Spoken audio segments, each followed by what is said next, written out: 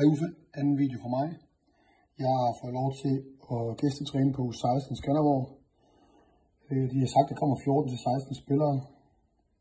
Så jeg har prøvet at lave et spil her, som jeg tænker at kunne bruges med den mængde spillere. Det er herovre, kan vi se her, et spil, hvor det er sådan en slags vendespil. Der simpelthen skal bare score mål, og så er der en endebande. Jeg plejer at spille med 2 berøringer, det vil jeg også gøre i dag, og afslutning første gang.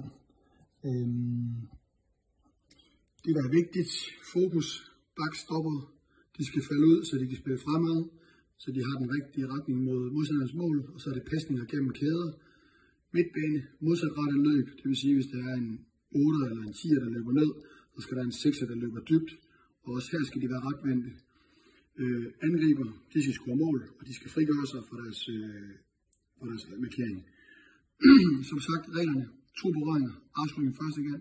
Der er noget specielt for indebænderne, det er, at når de er med det forsvarende hold, altså det, der bygger op, så har de 2 berøringer, og når de er med på det angribende hold, når de bliver spillet som top-bande, så har de kun 1 berøring. Så det vil sige, at angriberne skal flytte så meget, når de ved, at den bliver spillet op på topbanden, så er der kun 1 berøring. Mit det er, at jeg har med nogle nye spillere at gøre, så jeg skal lave nogle præcise stop og få. Jeg har nok ikke spillet spillet før, så jeg skal sørge for at animere dem til at spille fremad, og de skal til at score mål. Så ja, upræcise stop, mit fokus. Vi ser, hvad der sker. Op og score!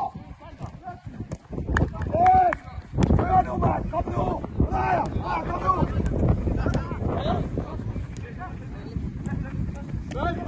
Yes!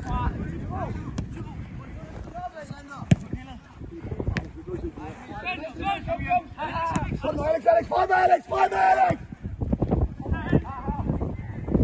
Alex, super Alex! Godt, kør det! Kom! Kom, spil hurtigt! Yes! Først fremad! Nej, hvor er det godt, Benja! Kom! Hej Uffe, evaluering af anden træning. Træning med U16. Der var lidt flere spillere, end jeg havde forventet. Men jeg synes faktisk, det her vendespil, AGF-spil, det gik okay fint. Banen blev gjort større undervejs, lidt bredere, fordi der var lidt for mange på banen.